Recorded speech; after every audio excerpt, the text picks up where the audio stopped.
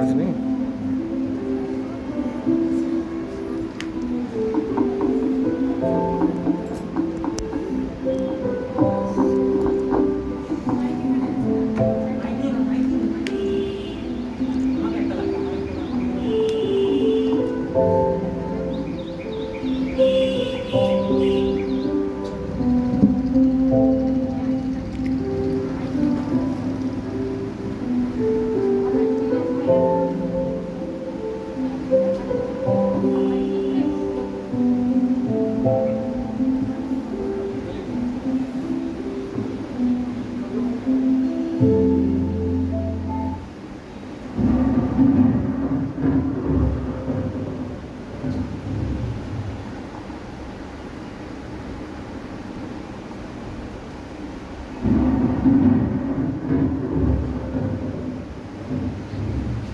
কিরে মূর্খ কংস, শুনতে পাচ্ছিস? কে কে কে বলছি? কে? আকাশবাণী? আকাশ দেবতা? শুনতে পাচ্ছিস আমার কথা? হ্যাঁ হ্যাঁ, কে? তুই সামনে এসে বল, যেই বলিস সামনে আয়। এই যে তোর বোন দেবকীকে তুই এত সুন্দর করে বিয়ে দিয়ে নিয়ে যাচ্ছিস, তোর এই বোনের অষ্টম গর্ভের সন্তানই তোকে হত্যা করবে। কি? তুই আমায় মারবি? তোর গর্ভের সন্তান হতে পারে না যে আমি তোকে বধ করব। না দাদা, না দাদা, না, আমাকে মেরো না। এখানে আমার তো কোনো দোষ নেই। এ কি করছো বংশ? তোমার এ কাজ সাজে না। তুমি যদু বংশের যশস্বী পুরুষ, তোমার গুণ বীরত্ব সমাজে প্রশংসনীয়। তোমার মতো মানুষ কিভাবে নিজের ভগ্নীকে হত্যা করতে পারে? হে বীর, দেহ ধারণ করলে দেহের সাথে মৃত্যুও জন্ম নিয়ে থাকে। আজ হোক আর শতবর্ষ পরেই হোক, প্রাণীর মৃত্যু নিশ্চিত হবে। তবে তোমার ভগ্নীর কি দোষ আছে? আর আকাশবাণী যা বললো, তাতে তো দেবকীর থেকে তোমার কোনো ভয় নেই। ভয় দেবকীর সন্তান থেকে। সুতরাং আমি কথা দিলাম, আজ থেকে দেবকীর যত সন্তান হবে, আমি জন্মাবার সাথে সাথে সব তোমার হাতে তুলে দেব, সব তোমার হাতে তুলে দেব, সব তোমার হাতে তুলে দেব। তুমি আমার সদাচারী মিত্র, তোমাকে আমি বিশ্বাস করি। আমি জানি তুমি আমার কথা রাখবে, কিন্তু তোমাকে তো ছাড়া যাবে না। তোমাদের মুক্ত করে দিলেও তোমরা চোখের সামনে আমার বন্দী থাকবে। তোমাদের কারাগারে আমি আজই বন্দী করব। প্রহরী, চলে আসো, এদের এক্ষুনি বন্দী করো।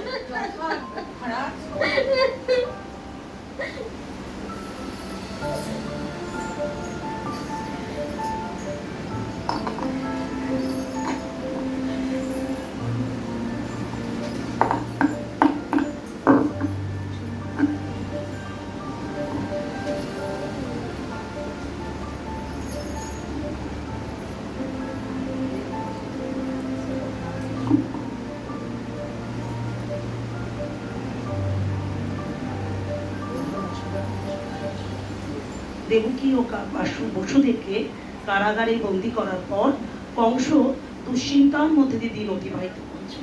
দেখা যাক এবার কংস কিভাবে কি করেন।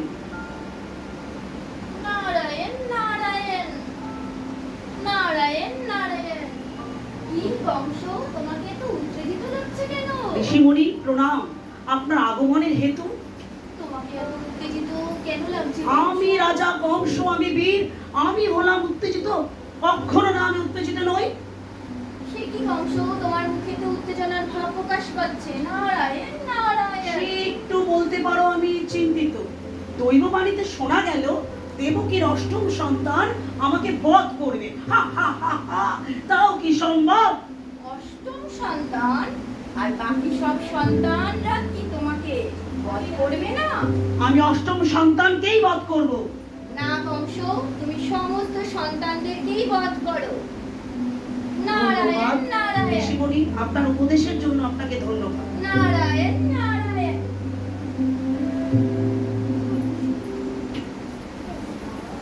এতক্ষণ আমরা দেখলাম দেবকী আর বসুদেব 7-7টা সন্তান কিভাবে ক্রমান্বয়ে তুলে দেবে কংসের হাতে।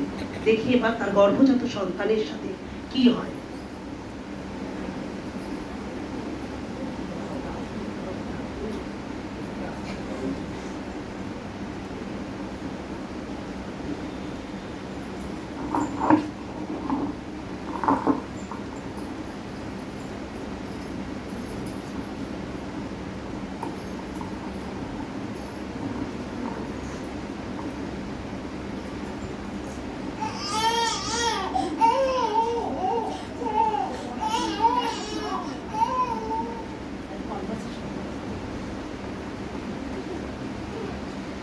দেবকী, তুমি চিন্তা করো না, কারণ ভগবান বিষ্ণু স্বয়ং আসবেন আর কংসের বিনাশ করবেন। কিন্তু স্বামী, আমি তো আর সহ্য করতে পারছি না। 3 করে সন্তান গর্ভে ধারণ করার পর মা হয়ে সন্তানের মৃত্যু আমি কি করে মেনে নিই স্বামী? আমার তো আর সহ্য হচ্ছে না। এই ভগবানের লীলা বোঝা ভার। আমরা সবাই যে তার ইচ্ছাতেই চলি, আর তার ইচ্ছা ছাড়া যে আমরা কিছুই করতে পারি না। কিন্তু আমি তো বুঝতেই পারছি না, এ আমার কোন জন্মের কর্মফল যে আমাকে এত কঠিন শাস্তি ভোগ করতে হচ্ছে। এই কি সম্ভব? দেবকী, তুমি কষ্টটা দেখছো, আর এটা দেখতে পাচ্ছ না যে তুমি কত বড় ভাগ্যবতী। ভগবান এত মানুষ থাকতে এই জগতে তোমার গর্ভে স্বয়ং আসবেন, জন্মগ্রহণ করবেন। আপনি কত জানেন, কত বোঝেন স্বামী, কিন্তু এই যে আমি তো আর সহ্য করতে পারছি না। আমি আর সহ্য করতে পারছি না। শান্ত হও দেবকী, শান্ত হও। শোনো, একটু শোনো আমার কথা। ভগবানকে নিশ্চয়ই তুমি প্রার্থনা করেছিলে কোনো যুগে যে তুমি তাকে পুত্র রূপে পেতে চাও। তাই বাঞ্ছা কল্পতরু তোমার মনোবাসনা পূর্ণ করতে স্বয়ং তোমার গর্ভে আসছেন।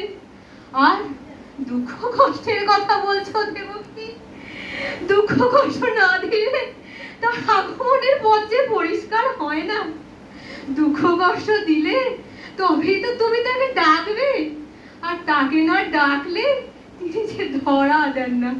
তিনি তাকে ডাকলে তবেই তিনি যে ধরা দেন, তিনি যে ধরা দেন, তিনি যে ধরা দেন। আমি আর ভাবতে পারছি না, আমি আর ভাবতে পারছি না। এটার কেমন লীলা!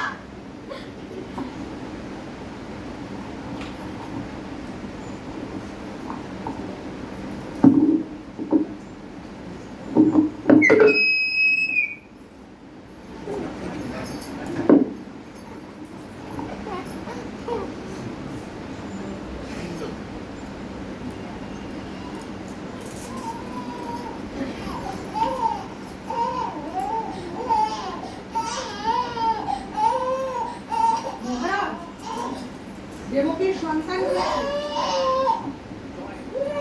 জয় মহারাজ কংসের জয়, জয় মহারাজ কংসের জয়, জয় মহারাজ কংসের জয়।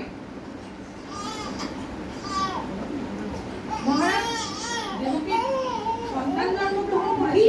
সন্তান? চলো চলো চলো, এক্ষুনি যেতে হবে। দেখি দেখি দেখি, কি এই তো আমি আজ বধিব। দাও দাও দাও, এক্ষুনি আমি বধিব। আমি একে না মারলে অমরতে পারবো না। দাও দাও, বসুদেব তুমি তোমার কথা রাখো। দাও, সন্তানকে আমার হাতে তুলে দাও। আমাকে তুলে দাও, আমাকে বধ করবে। হা হা হা হা হা হা।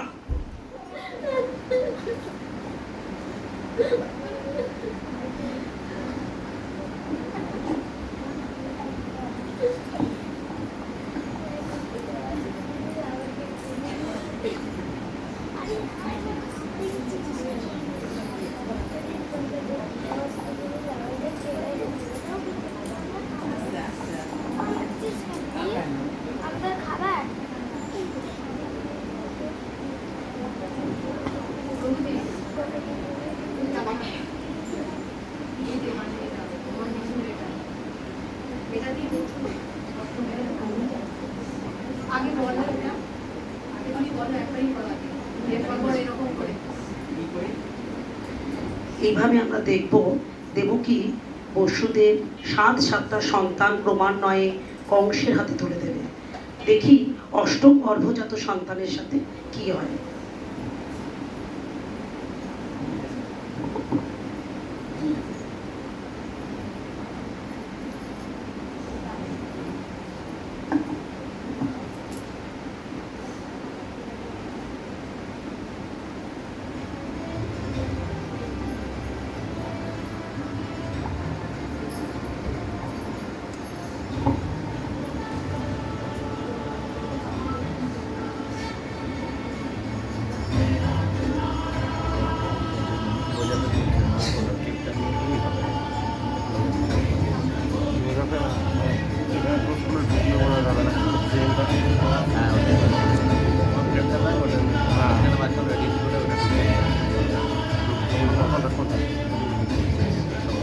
বসুদেব,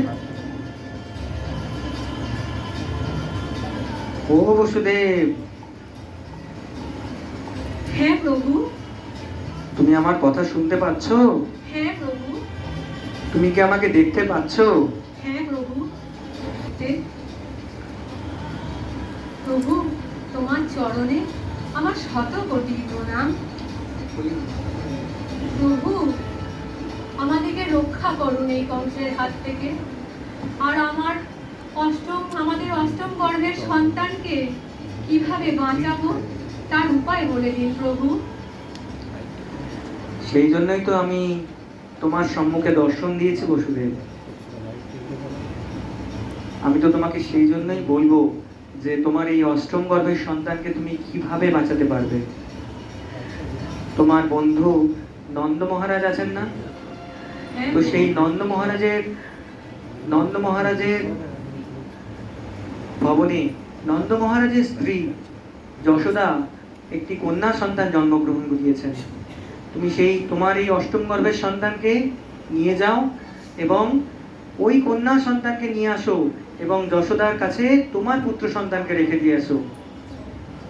যথা আজ্ঞা প্রভু, আমি তোমার সব আদেশ পালন করব প্রভু।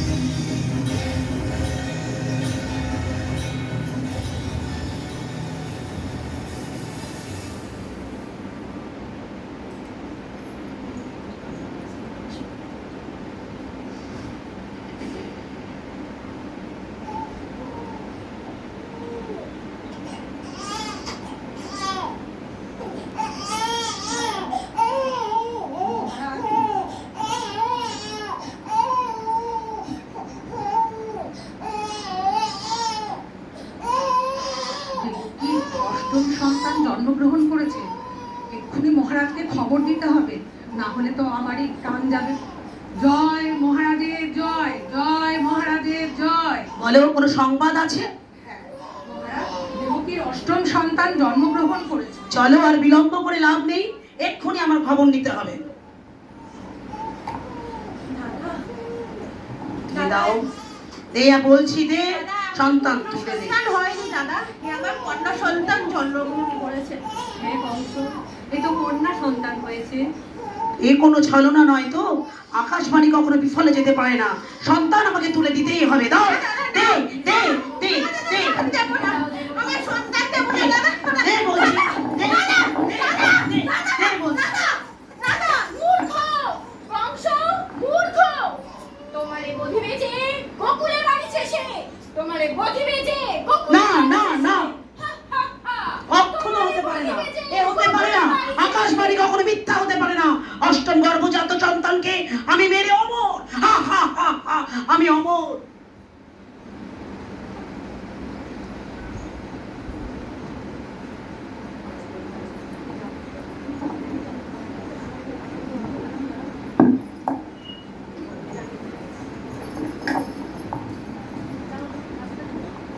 হরে কৃষ্ণা।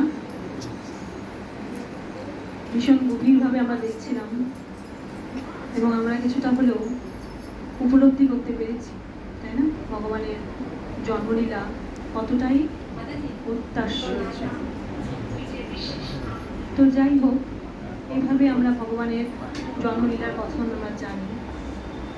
এরপরে নন্দালয়ে ভগবান কৃষ্ণকে পেয়ে যশোদা মায়ের অঙ্গন পূর্ণতায় ভরে গিয়েছিল। তারই একটু আমরা ঝলক দেখে নিই।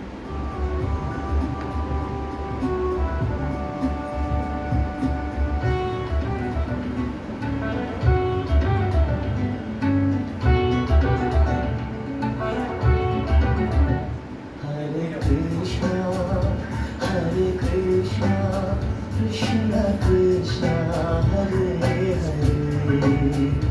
Hare Rama, Rama Rama, Hare Hare, Hare Krishna, Krishna Krishna, Hare Hare, Hare Rama, Rama Rama, Hare Hare.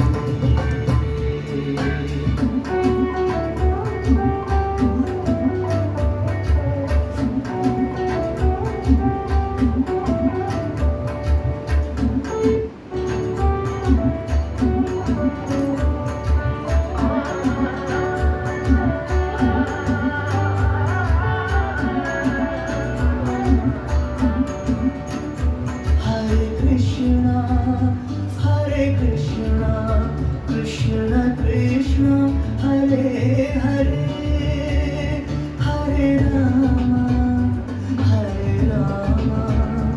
Rama Rama, Hare Hare, Hare Krishna,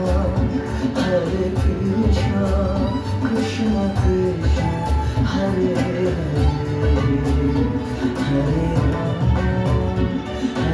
Rama, Rama Rama, Hare Hare.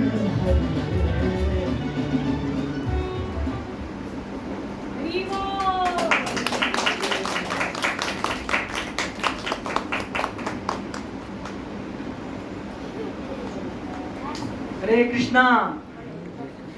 কিরকম লাগলো আপনাদের? তো এই ছোট্ট খুব অল্প সময়ের মধ্যে যারা যারা এসেছেন তারা সব খুব অল্প সময়ের মধ্যে আমরা এই ড্রামাটিকে চেষ্টা করেছি করতে, মাত্র 1-2 দিনের রিহার্সালে। তো আমি প্রত্যেকের পরিচয় করিয়ে দিচ্ছি যারা যারা এই ড্রামাতে অংশগ্রহণ করেছিলেন। বসুদেব হিসেবে ছিলেন রিঙ্কু মাতাজি।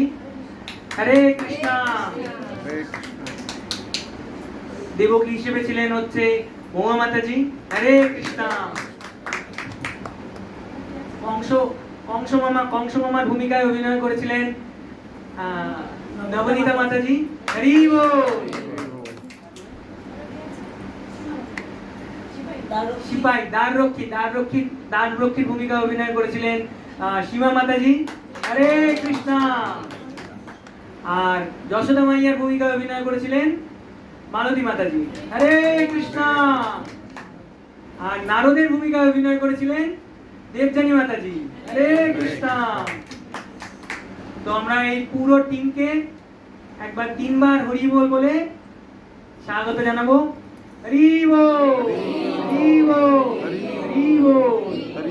আর আমরা একবার মহামন্ত্র বলে আমাদের এই ড্রামা শেষ করব। হরে কৃষ্ণ, হরে কৃষ্ণ, কৃষ্ণ কৃষ্ণ হরে হরে, হরে রাম, রাম রাম হরে হরে।